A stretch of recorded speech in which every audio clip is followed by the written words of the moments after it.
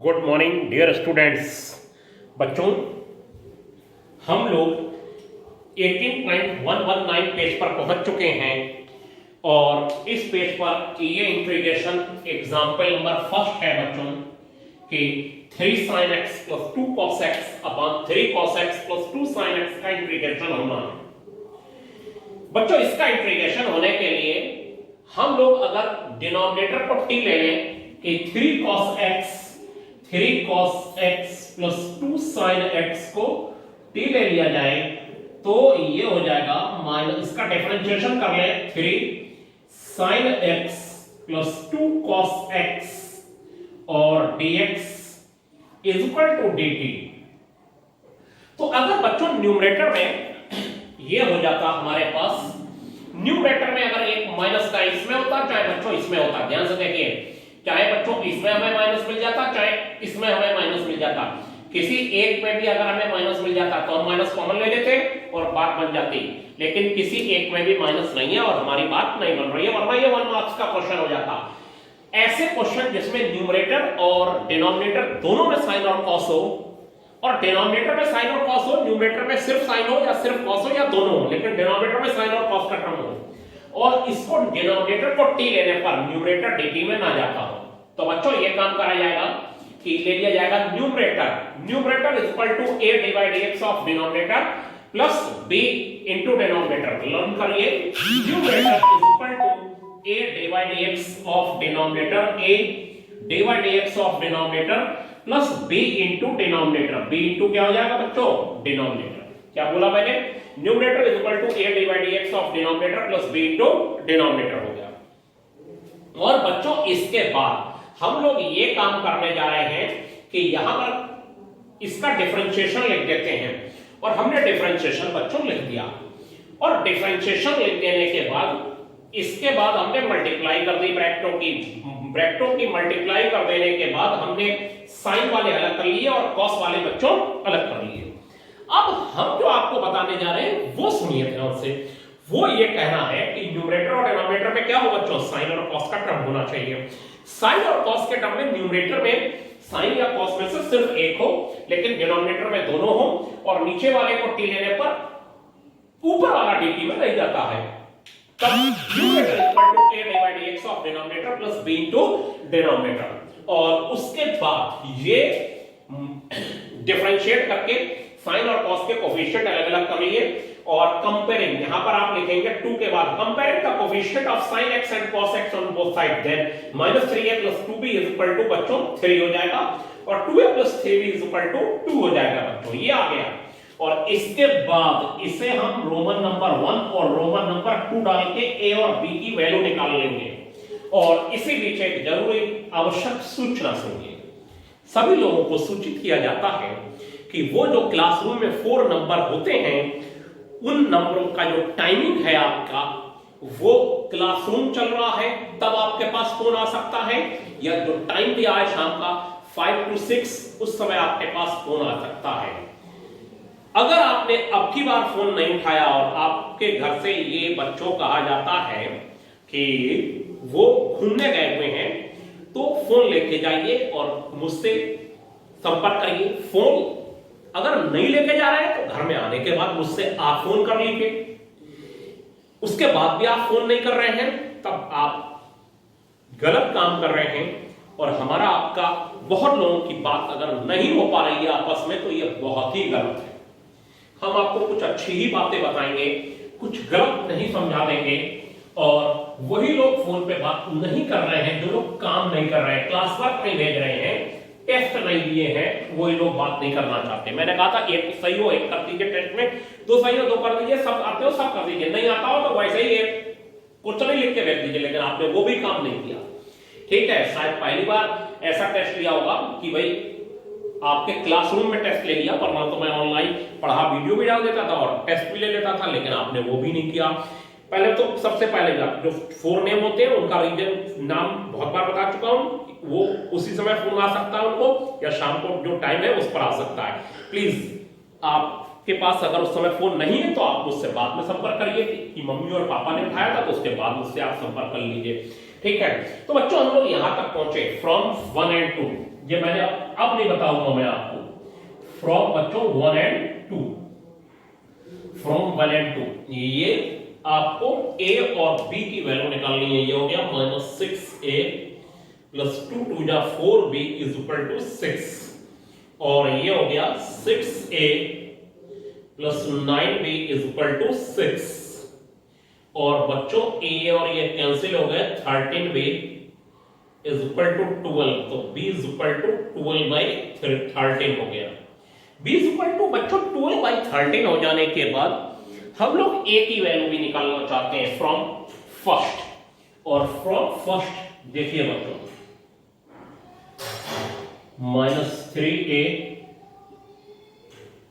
24/13 is equal to 3, तो -3a is equal to 3 - 24/13, -3a 39 - 24/13, 39 - 24 हो जाएगा बच्चों 15, -3a इज इक्वल टू 15/13, तो a इज इक्वल टू -5/13 आ गया। a इज इक्वल टू -5/13 आ जाने के बाद आप सोचेंगे ये आखिर क्या हुआ। ये देखिए a और b जब निकल के आ गया तो उसे हम लगाएंगे यहां पर इक्वेशन नंबर फर्स्ट में, और फिर देखेंगे इसका फायदा क्या हुआ। तो फायदा जो है वो देखिए क्या हो रहा है, हम फ्रॉम फर्स्ट में a और b लगा देते हैं। ये जो बड़ा बोर्ड है वो यही फायदा हो रहा है बस अब मुझको कि मुझे लर्न नहीं करना पड़ेगा, और वो मैं कर भी नहीं पाऊंगा फ्रॉम फर्स्ट। अब आप आ जाइए फ्रॉम फर्स्ट, देखिए 3 sin x plus 2 cos x is equal to a की वैल्यू बच्चों लगा दी, a की वैल्यू आ गई -5/13, और ये हो गया -3 sin x प्लस का 2 cos x, और b की वैल्यू हो गई बच्चों 12/13, 12/13, और ये हो गया 3 cos x प्लस का 2 sin x, ये आ गया। अब बच्चों ये वाली वैल्यू जो है ये यहां न्यूमरेटर में लगा दी जाए। अब आप इसका सम अगर कर देंगे तो ये आ जाएगा लेफ्ट, वो मत कर दीजिएगा। न्यूमरेटर में आप क्या काम करेंगे कि इंटीग्रेशन में जो वैल्यू है वो लगा दी जाएगी, और वो देखिए क्या होगी, बहुत ध्यान से समझिएगा। देखिए बच्चों, सो 3 sin x plus 2 cos x upon ये हो जाएगा 3 cos x plus 2 sin x dx। अब देखिए ये फायदा, न्यूमरेटर में आपको ये लगा देता हूं मैं, ये हो जाएगा बच्चों -5/13 -3 sin x प्लस का 2 cos x, एक क्वेश्चन ध्यान से समझ लीजिए, और प्लस 12/13 और 3 cos x plus 2 sin x upon 3 cos x plus 2 sin x, और इसका इंटीग्रेशन कर दीजिए, और बच्चों एलसीएम को ब्रेक कर दीजिए, this upon this plus this upon this. Numerator में इसकी जगह ये लिख लिया जो मैंने यहां पर निकाल के रखा था, ठीक है। अब आपको मेरी बात समझ में आ रही होगी कि आखिर मैं क्या चाह रहा हूं। मैं यही चाह रहा हूं कि इस इंटीग्रेशन में किसी भी तरीके से इसको पूरा हो जाए। अब आप जब एलसीएम ब्रेक करेंगे तो आप देखिए -5/13 बच्चों बाहर आ जाएगा, और -5/13 बाहर आ जाने के बाद हमारे पास जो डिनोमिनेटर को टी लेट करेंगे तो न्यूमरेटर dx के साथ dt में चला जाएगा, और फिर 12/13 और वो कैंसिल हो जाएगा, और देखिए कितने मजे से इंटीग्रेशन बच्चों पूरा होने वाला है। ध्यान से देखिएगा, और ये हो जाएगा -5/13, और ये हो जाएगा integration of -3 sin x plus का 2 cos x और अपॉन 3 cos x प्लस का 2 sin x और dx 12/13 बच्चों, और ये एलसीएम न्यूमरेटर से डिनोमिनेटर कैंसिल हो गया। ठीक है, और कितना बढ़िया हो गया कि ये वैल्यू t लेंगे तो ऊपर वाली वैल्यू बच्चों dt में चली जाएगी। न्यूमरेटर को t ले लीजिए तो डिनोमिनेटर dt में निकल जाएगा। और कैसे निकल जाएगा वो देखा जाएगा, बहुत आराम से हम लोग समझ सकते हैं। और आप अब समझ भी गए होंगे, बहुत सारे बच्चे हमारे जो लोग ध्यान से रोज ही पढ़ रहे हैं, और वैसे सभी लोग रोज पढ़ रहे हैं, कुछ लोगों को दिक्कत है अभी भी रोज पढ़ने में, तो -5/13 वाले में लेट कर लेंगे। बस फायदा देखिए, 3 cos x plus 2 sin x को बच्चों t ले लीजिए, 3 sin x और प्लस का 2 cos x dx is equal to dt हो गया बच्चों, और ये आ गया -5/13 और ये हो गया dt upon t plus 12/13 dx। बच्चों ये log t हो गया और ये x हो गया, t की वैल्यू लगा दीजिए और ये x आ गया इसका इंटीग्रेशन। मुझे लगता है आपको मेरी बात बहुत ध्यान से समझ में आई होगी। और अब देखिए बोर्ड पर क्या आ रहा है आप, तो बच्चों अब आपके स्क्रीन पर आ गया है 1/1 प्लस 10x, इसका इंटीग्रेशन करना है। बच्चों इसका इंटीग्रेशन में हम लोग ये काम करेंगे कि ये हो जाएगा 1/1 plus sin x upon cos x, ये हो गया। और बच्चों ये हो जाएगा cos x upon cos x plus sin x, ये हो गया इंटीग्रेशन। और बच्चों ये इंटीग्रेशन हो जाने के बाद वही, अब देखिए न्यूमरेटर में, यहां पर न्यूमरेटर में क्या है, न्यूमरेटर में साइन और कॉस में से एक टर्म है। Numerator is equal to a dy dx of denominator plus b into denominator. और बच्चों a और b की हम लोग वैल्यू निकाल लेंगे और ये इंटीग्रेशन हो जाएगा। लेकिन बच्चों आपके पास एक और टाइप का इंटीग्रेशन है, एग्जाम्पल है 18.121 पेज पर, इंटीग्रेशन ऑफ दिस, ये है 3 cos x plus 2, 3 cos x plus 2। अब इसमें साइन और कॉस के टर्म के साथ एक कांस्टेंट और आ गया, sin x plus 2 cos x, sin x plus 2 cos x, 2 cos x plus 3 हो गया। ये है बच्चों, इसमें एक चीज ज्यादा हो गई, और वो ज्यादा है बच्चों ये कांस्टेंट। ऊपर साइन और कॉस का टर्म है, या उसमें से कोई एक है, नीचे साइन और कॉस के टर्म जरूर होने चाहिए, लेकिन एक कांस्टेंट ऊपर और नीचे दोनों आ गया। यहां पर बच्चों एक काम ये करा जाएगा, देखिए न्यूमरेटर लर्न करिए, numerator is equal to a d by dx of denominator plus 2 cos x plus 3 plus b into denominator sin x plus 2 cos x plus 3, और फिर बच्चों एक c एक कांस्टेंट। अब मैं यहां पे आपको समझा रहा हूं। अब आप वही साइन वाले एक ब्रैकेट में, कॉस वाले एक ब्रैकेट में, और बिना साइन और कॉस वाले यहां एक ब्रैकेट में कर लीजिए। साइन x का कोफिशिएंट कंपेयर करेंगे 0 आएगा, कॉस x का कोफिशिएंट 3 आएगा, और जो कांस्टेंट टर्म है उसका जो कोफिशिएंट होगा, कोफिशिएंट नहीं होगा, जो कांस्टेंट टर्म होगा वो यहां 2 के इक्वल लिख दीजिए, और इन इक्वेशनों से 3 से a b c की वैल्यू निकाल लीजिए। और बच्चों a और b और c की वैल्यू निकालने के बाद जब इसके अगली वाली लाइन में, जहां dy dx करके रखते हैं, उससे अगली वाली लाइन में जब आप रखेंगे, तब आप क्या पाएंगे कि न्यूमरेटर की है वो वाली लाइन लिखी जाएगी, और फिर क्या होगा कि इसे t लेंगे तो ऊपर वाली वैल्यू dt में निकलेगी, b के साथ वाली वैल्यू कैंसिल हो जाएगी, और c के अपान में बच्चों ये वैल्यू आ जाएगी sin x plus 2 cos x plus 3, sin x plus 2 cos x plus 3 हो जाएगा बच्चों। ये हो जाने के बाद हम लोग, ऊपर कांस्टेंट है वो कांस्टेंट बाहर आ जाएगा और 1/this हो जाएगा।